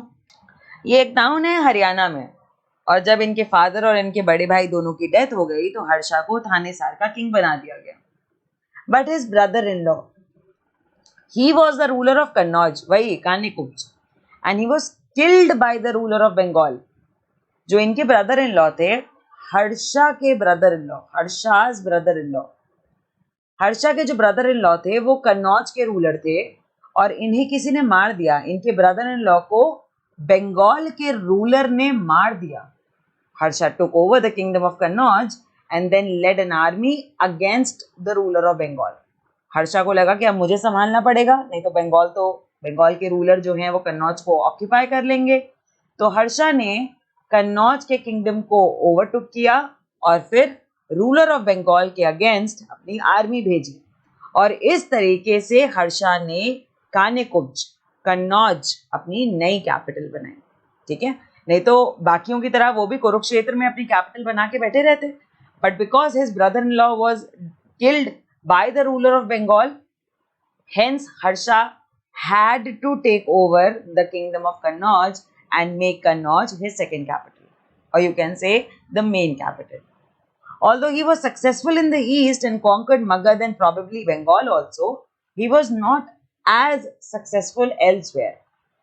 हर्षा ईस्ट के रीजन में, मैं नॉर्थ ईस्ट की बात नहीं कर रही हूँ क्योंकि north east was complete forest area at that point of time, मैं ईस्ट की बात कर रही हूँ, that means up till the state of Bihar. मैं पहले भी कई बार बता चुकी हूँ, एंशिएंट हिस्ट्री में हम जब ईस्ट बोलेंगे तो वो केवल बिहार बंगाल तक होगा, क्योंकि उसके बियॉन्ड सिविलाइजेशन अभी इतनी ज़्यादा एडवांस हुई नहीं थी, ठीक है, कि किंगडम सेटल हो पाए।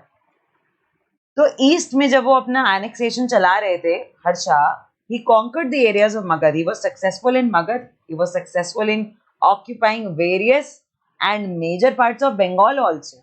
But he was not successful elsewhere. Bengal, Bihar, बस इतना ही जीत पाए थे, उसके अलावा वो मेजर कोई और रीजन नहीं जीत पाए।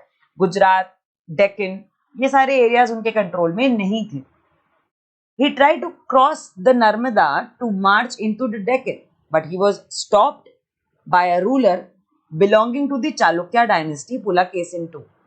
इनका मन था, जो हर्षा थे ये, इनका मन था कि मैं नर्मदा रिवर को क्रॉस करके डेक्कन की तरफ जाऊं, क्योंकि बाकी लोगों ने भी डेक्कन पे कब्जा किया हुआ है, गुप्ता रूलर्स ने भी डेक्कन पे कंट्रोल किया था, पुराने और बाकी रूलर्स ने भी डेक्कन पे कंट्रोल किया था, तो मुझे भी करना चाहिए। If I was successful in the eastern states, then I can beat the Deccan state as well. But when he tried to cross the Narmada river and step into the Deccan area, he was stopped by a ruler जो Chalukya dynasty के थे, and his name was Pulakesin II. 2 हमने अपनी ease and comfort के लिए लगाया है, वो लोग तो केवल पुलाकेसिन बोलते होंगे, पुलाकेसिन 1 पुलाकेसिन 2 थोड़े ना बोलते होंगे। ये तो हम अपने हिस्टोरिकल कंफर्ट के लिए 1 और 2 ऐड कर देते हैं ताकि हम रिकॉर्ड्स को पढ़ने में कंफ्यूज ना हो जाए, ठीक है। So there was a ruler of Chalukya dynasty, और हम इस डायनेस्टी के बारे में अभी आगे पढ़ेंगे। मैंने इंडेक्स में भी बताया आपको कि हम लोग चालुक्य डायनेस्टी भी पढ़ेंगे। So he was stopped by a Chalukya dynasty ruler जिनका नाम था पुलाकेसिन II। सो क्लियरली यहाँ से हमें पता चलता है that Harsha was not successful in the Deccan expedition, but he was successful, and to a very good extent he was successful in the Eastern expedition and annexation. ठीक है, तो ये थी स्टोरी हर्षवर्धना की। अब आप कहोगे कि मैंने वर्धना डायनेस्टी में या पुष्यभूति डायनेस्टी में ज्यादातर हर्षा के बारे में बताया, बाकी किंग्स के बारे में तो बताया ही नहीं। हर्षा के बारे में मैंने आपको ज्यादा इसलिए बताया बिकॉज जो सोर्स है हमारा हर्षचरिता और जो यॉन्जांग का अकाउंट है उसमें ज्यादातर बातें हर्षवर्धना की हैं, बाकी रूलर्स के बारे में बहुत कम लिखा हुआ है। That is why I am telling you about the most important king of Pushyabhuti dynasty and that is Harshavardhana, ठीक है। सो डोंट बी कंफ्यूज कि हम सिर्फ हर्षवर्धना के बारे में क्यों पढ़ रहे हैं, because according to the sources सबसे ज्यादा डिटेल उनके बारे में अवेलेबल है, इसलिए, ठीक है। मैं चाहूँ तो आपको और भी बहुत सारे पॉइंटर्स बता सकती हूँ बाकी किंग के, बट दैट्स नॉट रेलेवेंट। आप केवल उतना समझो जिससे आपको हिस्ट्री बाइंड करने में आसानी हो जाए। आपको अगर किसी वर्धना डायनेस्टी के किंग के बारे में कुछ पता चलता है, अगर आप इंटरनेट पे स्टडी करते हो या किसी बुक से पढ़ते हो, तो मुझे भी बताना, ठीक है। और अब गुप्ताज एंड वर्धना पढ़ने के बाद let's come up to Pallavas Chalukyas. Okay, Pallavas and Chalukyas. Pulakesin का नाम इसलिए यहाँ लिखा हुआ है because Pulakesin a very famous ruler of Chalukya dynasty. हम इनकी प्रशस्ति को अपना सोर्स बनाएंगे और इनकी प्रशस्ति की हेल्प से समझेंगे that who were Chalukyas and how Pallavas were related to Chalukyas. Okay, जैसे हमने वर्धना डायनेस्टी को हर्षचरिता, जो उनका सोर्स था, जो उनकी बायोग्राफी थी, उसके थ्रू समझने की कोशिश करी। गुप्ता एम्पायर को समुद्रगुप्त की प्रशस्ति के थ्रू समझने की कोशिश करी। एग्जैक्टली वैसे ही चालुक्यास और पल्लवास को भी हम उनकी प्रशस्ति के थ्रू समझने की कोशिश करेंगे, because the main aim is to understand the background and the history and not to ratify all the names of the kings and the historical period. Okay, so starting off with Pallava and Chalukyas. The Pallavas and Chalukyas were the most important ruling dynasties in South India during this period. ये जो हम first century से लेकर 10th century AD का period पढ़ रहे हैं, इस पूरे पीरियड में बहुत ज्यादा इंपॉर्टेंट डायनेस्टीज हैं पल्लवास एंड चालुक्यास।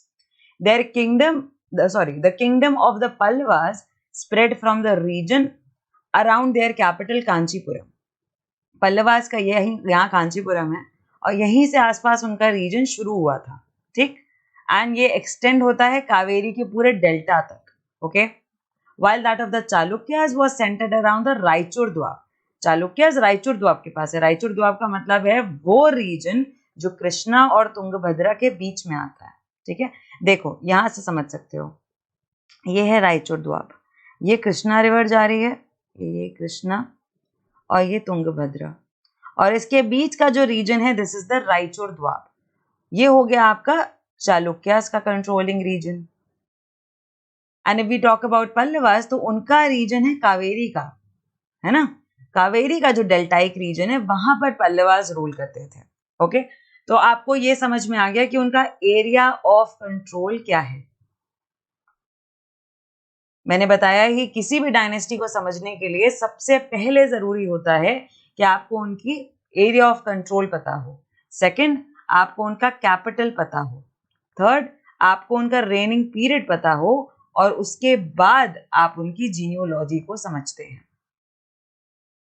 ठीक है, तो हमने यहाँ पे एरिया ऑफ कंट्रोल देख लिया, ये है चालुक्य डायनेस्टी का रूलिंग एरिया और ये है पल्लवा डायनेस्टी का रूलिंग एरिया।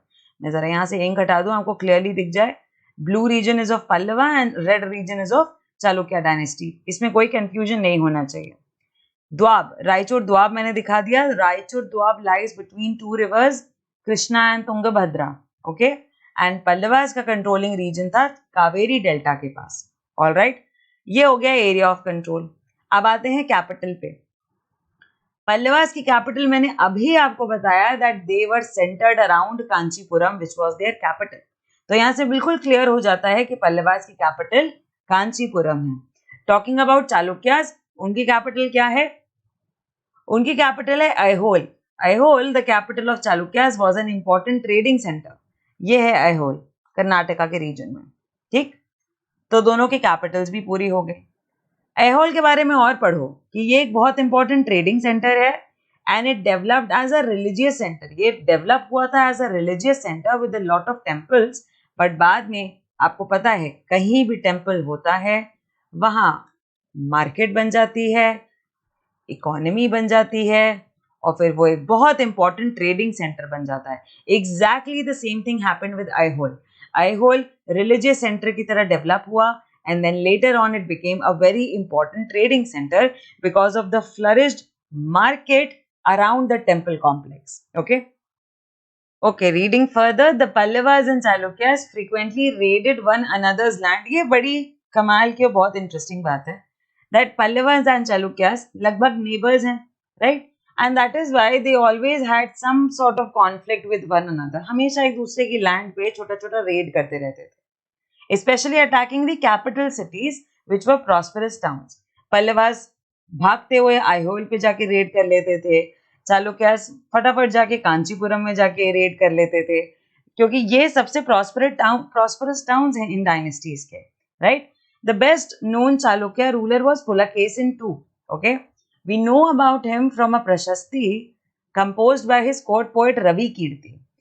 पुलकेशिन के कोर्ट पोएट है रवि कीर्ति, जिन्होंने इनके लिए प्रशस्ति लिखी, right? And with the help of that prashasti we know about Pulakeshin II that he was a very powerful and very famous ruler of Chalukya dynasty. और अगर आपको याद हो, अभी हम लोगों ने वर्धना डायनेस्टी में पढ़ा that Pulakeshin II was the ruler who stopped Harshvardhana from his expedition towards the southern states, right? That means he was definitely powerful and he had some valor. That is why he was famous in his prashastis as well. This prashasti tells us about his ancestors who are traced back through 4 generations from father to son. जैसे समुद्रगुप्त की प्रशस्ति से हमें Gupta empire के ancestors पता चले थे, वैसी रवि कीर्ति ने जो पुलकेशिन के लिए प्रशस्ति लिखी, उस प्रशस्ति से हमें चालुक्यास के एंसेस्टर्स के बारे में पता चलता है। Pulakeshin evidently got the kingdom from his uncle and with the help of that प्रशस्ति it's very clear कि उनको अपने चाचा या अपने बड़े पापा ताऊ जिसको आप बोलते हो, उनको अपने अंकल से ये किंगडम मिला था। ठीक है, according to Ravi Kirti, Pulakeshin II led expeditions along both the west and the east coast. Besides, he checked the advance of Harsha as well. अभी हम लोगों ने पढ़ा, ओके? उन्होंने भी एक्सपेडिशन करे, जैसे बाकी लोग एक्सपेडिशंस कर रहे थे, पुलकेशिन II ने भी एक्सपेडिशन करे, और ना केवल वेस्टर्न कोस्ट पे बल्कि ईस्टर्न कोस्ट पे भी। अभी हम लोगों ने पढ़ा कि वो लगातार पल्लवास पे रेड जरूर करते थे, दैट मीन्स वो ईस्ट कोस्ट पे भी अपना एक्सपेडिशन करते थे और वेस्ट कोस्ट पे भी। Pulakeshin also attacked the Pallava king. वो केवल हर्षा को ही नहीं रोक रहे हैं, उन्होंने एक पल्लवा किंग पे भी अटैक किया, और पल्लवा किंग डर के मारे कांचीपुरम की वॉल्स के पीछे छुप गए थे। The Chalukya victory was short lived. 2 Chalukya ruler Pulakeshin one, वो जीत गए, पुलकेशिन जीत गए, but this victory was very very short live, because इसके बाद there will come a time period जब Pallavas and Chalukyas both will get defeated by Rashtrakutas and Cholas. Chalukyas Rashtrakuta से हार जाएंगे और पल्लवास चोला से हार जाएंगे, and they both will give away their kingdoms to Rashtrakuta and Chola dynasties. Okay, यहाँ पे एक बहुत छोटी सी लाइन लिखी हुई है, very funny line also. When Pulakesin stopped Harsha from his southern expedition, that there is an interesting play of words in the poem. Harsha, Harsha का मतलब क्या है? Happiness, Harshvardhana, happiness. The poet says that after this defeat, Harsha was no longer Harsha. क्योंकि हर्षा को पुलकेशिन ने रोक दिया ना, तो ऐसा उनकी मौकरी करने के लिए, उनका मजाक बनाने के लिए ऐसा पोएट ने बोला that Harsha meaning happiness, but after he got defeated and stopped by Pulakeshin, he was no longer Harsha. Okay, he was no longer happy. So it is just a mockery. Okay, तो हम लोगों ने इंट्रोडक्शन पढ़ लिया पल्लवास एंड चालुक्यास का, उनका रूलिंग एरिया देख लिया और उनका कैपिटल देख लिया. अब देखते हैं कि उनका रेनिंग पीरियड क्या था और उनकी जीनियोलॉजी क्या थी. ठीक है, now children coming on to Pallavas. ठीक है, पल्लवा डायनेस्टी के बारे में समझते हैं. एक छोटा सा इंट्रोडक्शन पहले देख लो. पल्लवा डायनेस्टी जो है ये भी बाकियों की तरह ही इंडियन डायनेस्टी है that existed from 275 to 897 CE. रटने की जरूरत नहीं है, ऊपर ऊपर से समझो कि ये कुछ 3rd सेंचुरी CE से लेकर 9th सेंचुरी CE तक रूल किया. लगभग कितने सेंचुरीज हो गए? लगभग 6 सेंचुरीज हो गए. दैट मीन्स 600 साल, कुछ लगभग 600 साल इन्होंने एक्टिवली रूल किया. They had active control over their territory for nearly 600 years. उसके बाद कुछ छोटा छोटा कंट्रोल रहा होगा 10-15 साल का, but active control 3rd century CE से 9th सेंचुरी CE तक था. अब अगर एक्यूरेसी की बात की जाए कि भैया 3rd सेंचुरी में कब, कोई पूछ ले 3rd सेंचुरी में कब, तो आप कहोगे लेट 3rd सेंचुरी, क्योंकि 275 है. 250 के बाद हुई चीजें सारी लेट हो जाती हैं, 250 से सारी पहली हुई चीजें अर्ली हो जाती हैं. ठीक, तो लेट 3rd सेंचुरी से लेकर लेट 9th सेंचुरी तक पल्लवास ने रूल किया. ये तो हो गया इनका रूलिंग पीरियड. और मैंने आपको बताया ही है, सारी डायनेस्टी में हम सबसे पहले आप पीरियड देखा करो, फिर उनका, या पीरियड को आप रेन भी कह सकते हो. ठीक है, रेन बोलोगे तो थोड़ा सा ज्यादा सही रहेगा क्योंकि ये एक हिस्टोरिकल टर्म है. तो उनका पीरियड या उनका रेन, फिर उनकी टेरिटरी देखा करो कि कौन सी टेरिटरी में वो रूल करते थे, दैट मीन्स उनका कंट्रोलिंग एरिया क्या था, और फिर उनकी जीनियोलॉजी पे आया करो कि उनकी फैमिली में कौन था, कौन सा किंग किसके बाद आया, कौन सा किंग किसके बाद आया, ये सारी चीजें. ठीक है, ये 3 चीजें हिस्ट्री को पढ़ने के लिए या किसी डायनेस्टी और एम्पायर को पढ़ने के लिए बहुत जरूरी हैं. That you should know about their period, you should know about their territory, and you should know about their genealogies. Okay, they gained prominence after the eclipse of Satavahan dynasty. Satavahana जो बहुत popular dynasty थी Dakshinapatha reason की, सातवाहन के eclipse के बाद जब Satavahana close हुआ, उनका डायनेस्टी, उनका जो एम्पायर था, उनका जो कंट्रोल था, वो बहुत कम होने लगा. जब वो डिक्लाइन होने लगे, तब से पल्लवा डायनेस्टी प्रोमिनेंस में आ गई. whom the Pallavas served at feudatory. सबसे कमाल की बात तो ये है that Pallavas used to serve as feudatories. Pallavas were feudatories of Satavahanas, और जैसे ही सातवाहना वीक हुए, इनका रूल डिक्लाइन हुआ, तुरंत पल्लवास ने अपना प्रोमिनेंस बढ़ाना शुरू कर दिया. They started conquering various lands.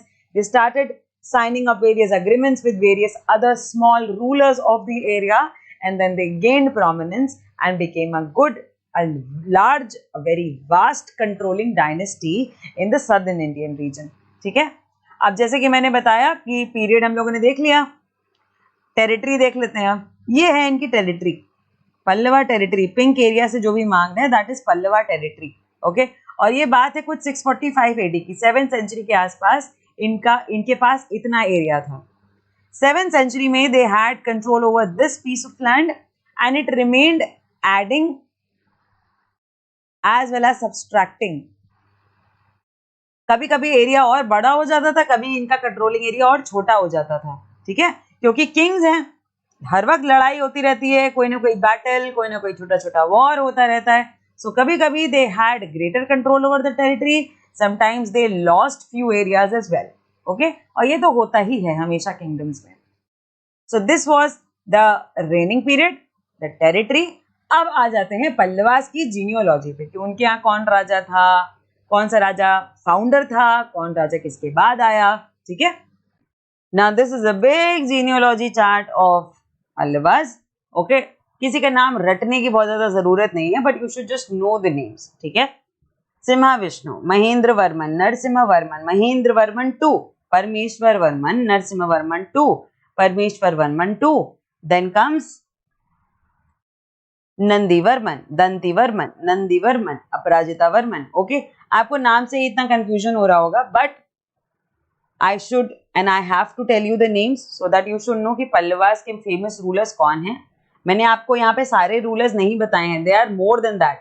इससे भी ज्यादा रूलर्स हैं पल्लवास के, बट मैंने आपको गिन चुन के केवल वो रूलर्स बताए हैं who contributed towards the Pallava dynasty, who contributed towards the administration of Pallavas. Okay, so this is the chart. You should keep looking at this chart one time and again so that you should know कि पल्लवास के rulers कौन है और चालुक्यास के rulers कौन है. बहुत confuse हो जाओगे, ठीक है, क्योंकि लगभग नाम थोड़े मिलते जुलते होते हैं, हालांकि सेम नहीं है, बिल्कुल डिफरेंट नाम है, but they are quite similar when they sound. That is why you should keep looking at the names. तो पल्लवास का भी रेन कंप्लीट हो गया, राइट, रूलिंग एरिया कंप्लीट हो गया, इनकी कैपिटल कांचीपुरम कंप्लीट हो गई, राइट, कांची, एंड देन इनका जीनियोलॉजी भी पूरा हो गया, राइट. तो ये डायनेस्टी भी completed.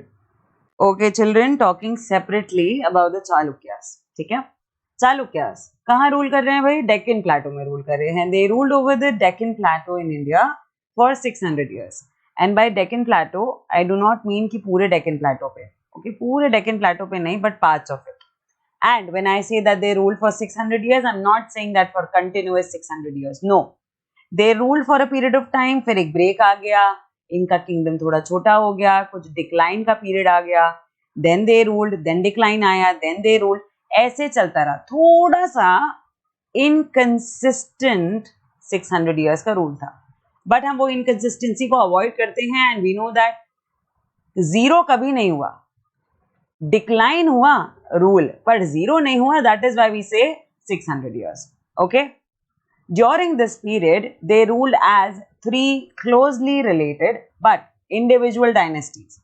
ये 600 साल जो चालुक्यास ने रूल किया, ये एक जॉइंट फैमिली की तरह रूल किया, जॉइंट फैमिली की तरह, कि हम ये वाला रूल कर रहे हैं, हम ये वाला रूल कर रहे हैं और आप ये वाला रूल कर रहे हैं. है सब एक ही फैमिली के, बट सब अपनी इंडिविजुअल डायनेस्टीज चला रहे हैं. none of their revenue went to this one, none of their revenue went to this one. कोई किसी के साथ रेवेन्यू शेयर नहीं कर रहा, सबका अपना डिफरेंट आर्मी है, डिफरेंट एडमिनिस्ट्रेशन है, डिफरेंट रूल्स एंड रेगुलेशंस हैं. They all were individual dynasties, but they were closely related because their background was same. Only because their background, their ancestry was same, that is why they are closely related, but they were individual dynasties. ठीक है? And there are three types of Chalukyas known by their capital. Chalukyas of Badami, Chalukyas of Kalyani and Chalukyas of Vengi. बादामी के चालुक्यास की capital थी बादामी, कल्याणी के चालुक्यास की capital थी कल्याणी और वेंगी के चालुक्यास की कैपिटल थी Vengi. Very simple. Okay, Chalukyas of Badami were also known as the early Chalukyas because they were the ones who first established the Chalukyan Empire. Chalukya dynasty को एस्टैब्लिश करने वाले अर्ली चालुक्यास हैं, जिन्होंने अपनी कैपिटल बादामी में बनाई. That is why they are known as early Chalukyas. Then comes Chalukyas of Vengi. Then comes Chalukyas of Vengi, जिन्हें हम ईस्टर्न चालुक्यास कह रहे हैं, who controlled the region of eastern Deccan plateau. Deccan plateau के ईस्ट पोर्शन में जिन्होंने रूल किया वो है वेंगीज. एंड नंबर 3 पे आते हैं कल्याणीज. ये बहुत बाद में आएंगे, ये कुछ 10th सेंचुरी में जाके एस्टैब्लिश होंगे. That is why they are known as later Chalukyas. Also they are also known as western Chalukyas, क्योंकि इनका मेन कॉन्सेंट्रेशन यहाँ पर था वेस्टर्न रीजन में.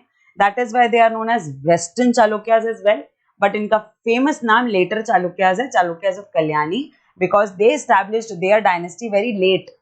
ओके, अच्छा, आप किसी भी डायनेस्टी को पढ़ना होता है तो हमने बताया था आपको 4 चीजें पता होनी चाहिए। वो क्या है 4 चीजें, बताओ जरा। वो 4 चीजें हैं कि आपको सबसे पहले तो उनका rain, that means ruling period पता होना चाहिए, रूलिंग पीरियड, आरपी। सेकंड, आपको उनकी कैपिटल पता होना चाहिए, राइट। थर्ड, आपको उनका रूलिंग एरिया पता होना चाहिए, एंड देन आपको उनकी जीनियोलॉजी पता होनी चाहिए, जीनियोलॉजी, करेक्ट। हम लोग ये 4 चीजें पढ़ते आ रहे, गुप्ता एम्पायर में भी पढ़ा और वर्धना एम्पायर में भी पढ़ा, राइट। अच्छा, अब रेन पे आ जाते हैं। तो बादामी का रेन है मिड 6th सेंचुरी से लेकर 8th सेंचुरी तक, ठीक है। वेंगीज का रूलिंग पीरियड है 7th सेंचुरी से 11th सेंचुरी तक, 11th सेंचुरी तक, और ये हैं 10th से 12th सेंचुरी तक, ठीक है। ये इनका रेनिंग पीरियड है। इनफैक्ट एक कमाल की बात बताती हूं, बादामी चालुक्यास के एक बहुत फेमस रूलर थे जिनका नाम था पुलाकेशिन सेकंड। पुलाकेशिन सेकंड, ये हाँ वही पुलाकेशिन, अगर आपको याद आया तो, जिन्होंने हर्षा को रोका था, who stopped Harsha when Harsha tried to come for a military expedition in the Deccan South. Okay, पुलाकेशिन II, पुलाकेशिन की डेथ हुई and Chalukyas of Badami got weak. पुलाकेशिन was a very strong ruler. इसके बाद Chalukyas of Badami का decline शुरू हो गया and they got weak. और ये जैसे ही वीक हुए, वेंगीज established themselves. जैसे ही बादामीज वीक हुए वैसे ही वेंगीज ने अपने आप को एस्टैब्लिश कर लिया। इसमें कोई कंफ्यूजन तो नहीं, ये स्टोरी फिर से रिपीट करे दे रही हूँ। There was a ruler of Chalukyas of Badami known as Pulakeshin II. When he died, Chalukyas of Badami declined and their rule became weak. As Badamis became weak, Vengis established themselves in the eastern part of the Deccan South. Okay? And Badamis का जब complete collapse हो गया, जब पूरा empire ही खत्म हो गया, जब कंप्लीट कोलैप्स हो गया, तो बहुत बाद में जाके 10th सेंचुरी में कल्याणीज ने अपने आप को एस्टैब्लिश किया। And Kalyanis ruled over same area as Badami. Badami जिस रीजन पे रूल कर रहे थे, कल्याणीज ने भी अपने आप को उसी एरिया में एस्टैब्लिश किया, बस इनकी कैपिटल डिफरेंट थी। इनकी कैपिटल कल्याणी है, उनकी कैपिटल बादामी थी, पर उनका रूलिंग पीरियड समवॉट सिमिलर था, समवॉट एग्जैक्टली नहीं but somewhat similar. Okay, somewhat similar, इसीलिए ये लेटर चालुक्याज हैं, ठीक है, क्योंकि इन्होंने बादामी के ही रीजन पे रूल किया, very similar to the region of Badamis, but they established themselves very late, that is why they are known as later Chalukyas. Okay, रेन देख लिया, कैपिटल देख ली, अब आते हैं आप इनके रूलिंग एरियाज पे। मैं आपको मैप की हेल्प से दिखाऊंगी कि इनके रूलिंग एरियाज क्या थे, ठीक है। ये है बादामी चालुक्याज का रूलिंग एरिया, ये पूरा ऑरेंज पोर्शन, और इसमें कौन कौन सी स्टेट्स हैं? गुजरात है, एमपी है, महाराष्ट्र है, कर्नाटका है, गोवा है, तेलंगाना है, आंध्रा है, ये डिवाइड हो चुका है, ये आंध्रा है, और बॉर्डर्स भी टच करे, they are touching the borders of Kerala and Tamil Nadu as well, Kerala, Tamil Nadu. Okay, so this was the ruling area of Badami, and as I told you, Kalyanis का भी लगभग सेम एरिया था। Kalyanis ruled over somewhat similar area. Okay, the later Chalukyas, later hater दिख रहा था, later Chalukyas. Okay, तो later Chalukyas और बादामी चालुक्यास का लगभग सेम एरिया है। मैं आपको वेंगीज का अब एरिया दिखा देती हूँ।